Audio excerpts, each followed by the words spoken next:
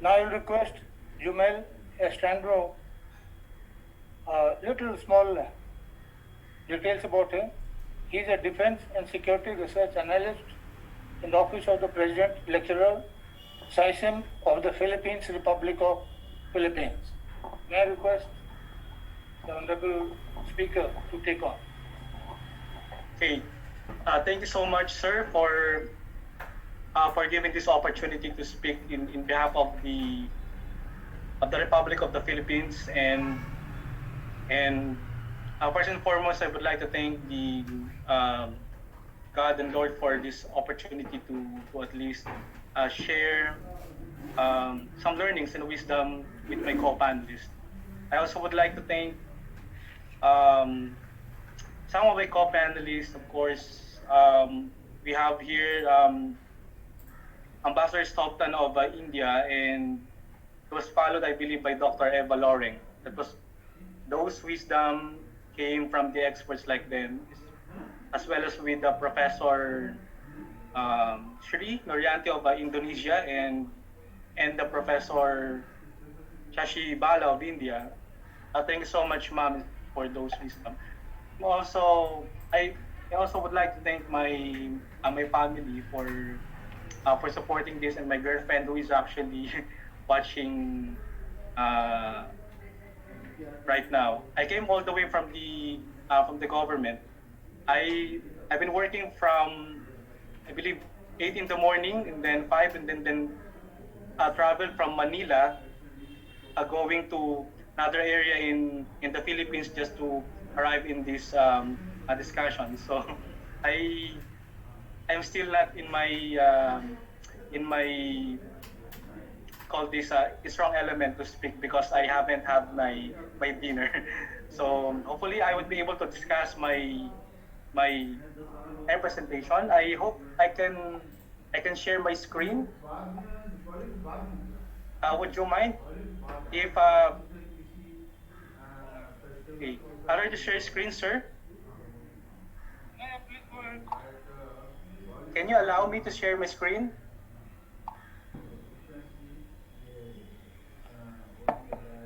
Please go on. Okay. Continue. Okay. Thank you so much. Thank you so much with that. Okay.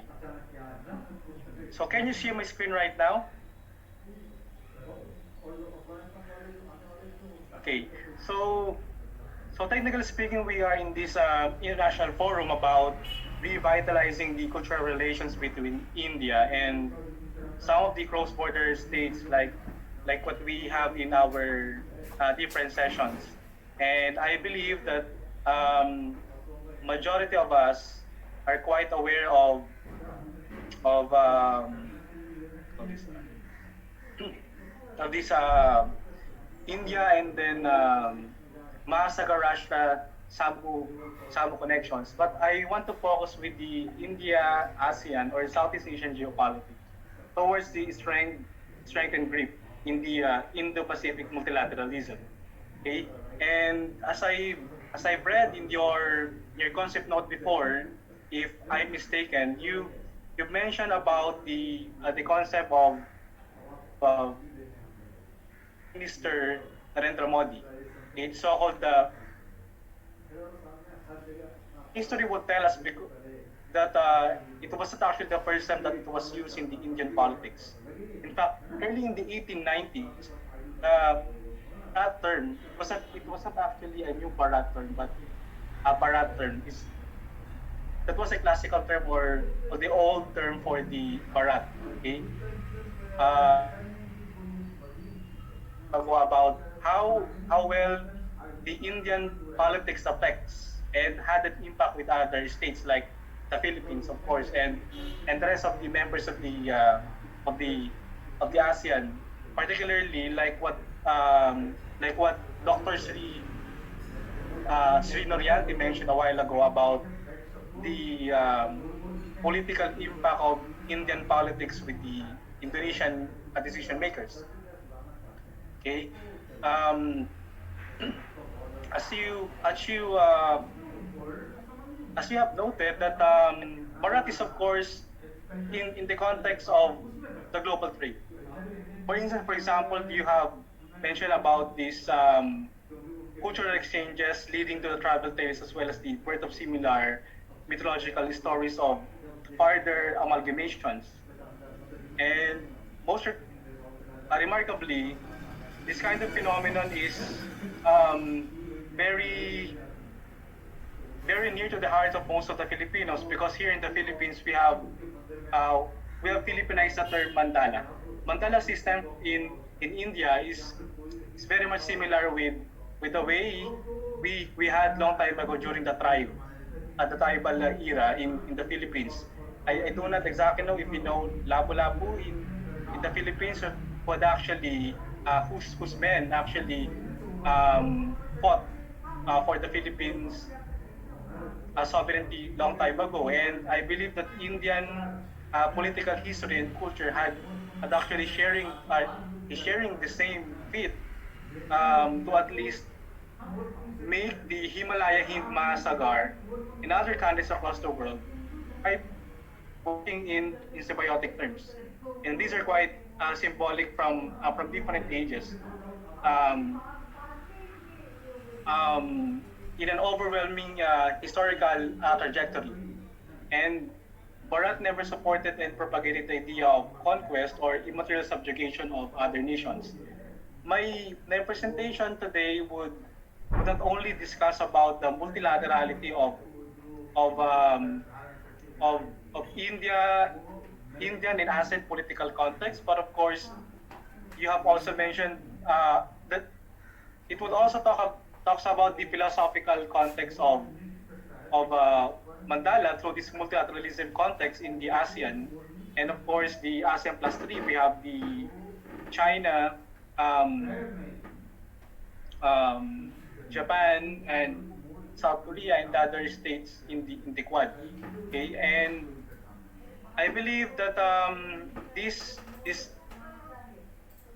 conference is, of course, a perfect avenue to discuss about the tremendous potential for transforming world politics, particularly in the international relations and political economy, to at least strengthen the connections not only between the Filipinos and Indian um, scholars like us, but of course the interrelations of the national interests without deviating from the cardinal principle of the foreign policy of your state, of course, which has not only brought in new vigor, but will also infuse some ancient values in strengthening because any any political values that we have right now, okay, should not only be strengthened by the modern context of philosophical grip, but but most especially it has to be anchored in the India's or Filipino, for a particular matter, in ancient values. Just at least backtrack or the so-called um, the the ontological approach of discussing about the multilateral things. Now, to give you at least a background of or the outline of this presentation, uh, this this would briefly discuss about the mandala or the well. For me, I see that mandala system of India is a wide range heritage which, as I see it, in the Philip in the Filipino context, in the ASEAN context, some multilateralisms among the 10 ASEAN member states. We have the Philippines, Singapore, Indonesia, Malaysia, Vietnam, Thailand, Cambodia, Laos, Myanmar, and in Thailand, of course. In 2017, the 10 ASEAN member states wants Timor-Leste to be part of the ASEAN, but they they are still in the process of accepting this offer. Okay, and the next, of course, the India and ASEAN in the midst of Belt and Road Initiative for the China factor. Dr. Sashi Bala mentioned earlier about the Chinese factor, and I agree with Dr. Bala and of course Ambassador Sabton earlier that there is still, of course, the China factor in every states, not only India and of course the Philippines. And in that context, there's also the the Quad or the peripheral factor, wherein it was coined by Japan in 2016, I believe, and it it was a it was actually a triggering point to for the Philippines, for United States, Japan, in Australia, and your state know what are the variety of the geopolitical leveraging and implications of such partnership. Okay. Next, I will go with my next slide. I believe that we are very much familiar with what happened 2 years ago. The 21st ASEAN India Senior Officials Meeting, or the ISOM. That is a very popular meeting among senior officials in the India, as well as the ASEAN. In fact, it has been existing for 21 years, and in 2019, the partnership continued with with those 10 member states, along with India, and probably there would be more states uh, to engage. The hype of nationalism in India would not be the focus of this presentation, because I believe that you have the sensitivity of discussing about the Rashtra, some say Sevak, the Vishva Hindu Parishad, or the VHP, and the very familiar political party in India, the BJP, or the Bharatiya Janata Party, which has a lot of contentions among Indians in the states, whether that this concept of Hindutva, it is of course an Indian concept of nationalism, is a concept of homogenized cultural hegemony that is said to be a right-wing extremist according to others, but others say that is a very extreme form of conservatism, or ethnic absolutism. Um, from that point of contention of Hindutva, I want to jump with the idea of Mandala, which is the second part of my outline earlier, as shown in the second slide. When I was young, I had a teacher in elementary, uh, Sir Bayani, as well as in high school, who was telling about the Sanskrit word mandala. Sanskrit word mandala. And I believe it went through a lot of changes and overhauling. It's like a language in politics that before it was only meant as circle, but this became I request a on political, describing a lot of patterns and diffusing political power distributed among the principalities in the Southeast Asian history. honorable speaker, Wherein please. sorry, sir.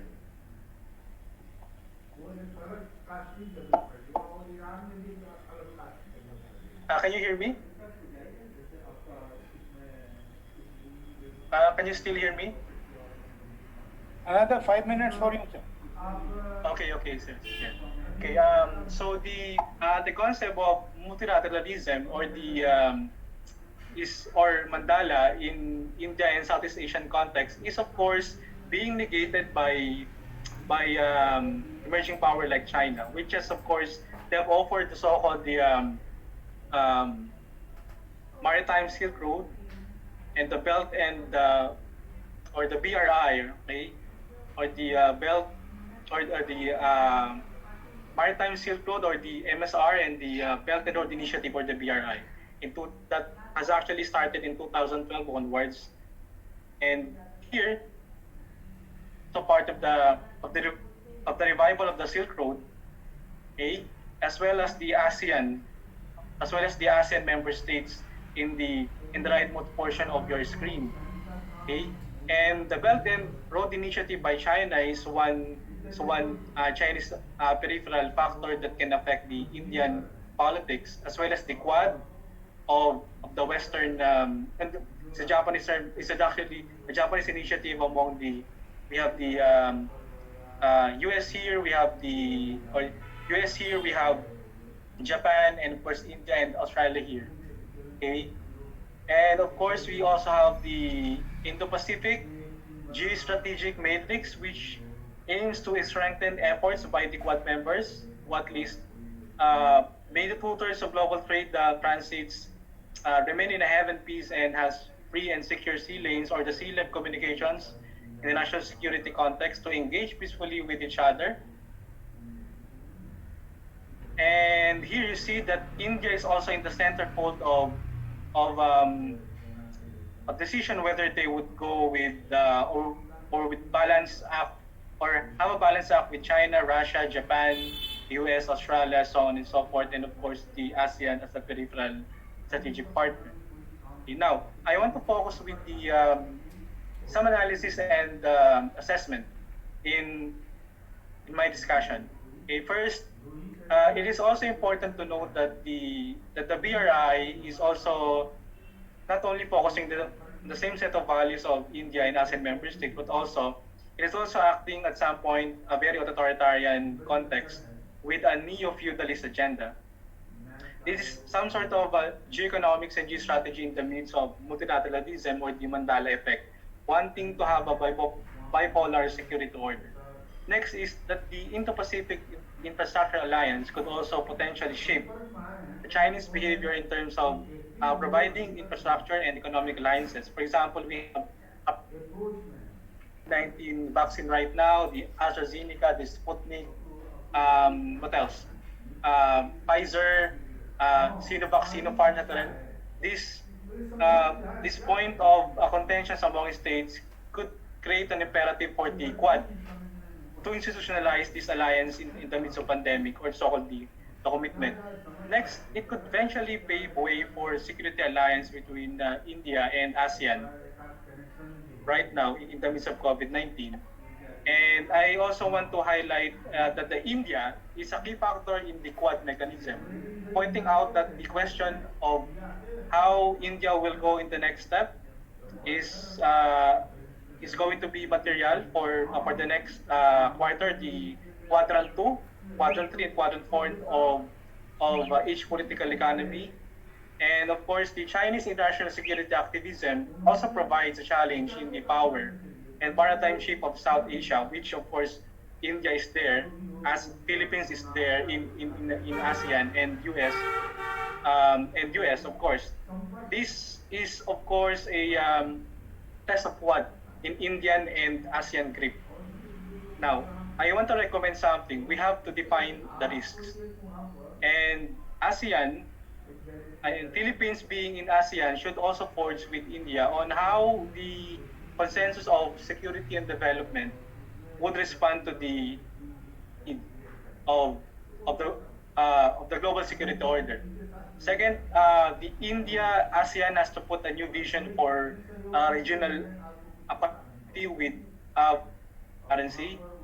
The third would be in response to the Indo-Pacific strategy that is being engaged by Japan, by the Quad. It would be more effective for China nation. And with that, a multilateral security order vis-a-vis Quad 2.0 must provide leadership to the world. Okay? And nations, all states, not only India and Philippines and ASEAN member states, among states like in the periphery, have an understanding of when and where to uphold this principle.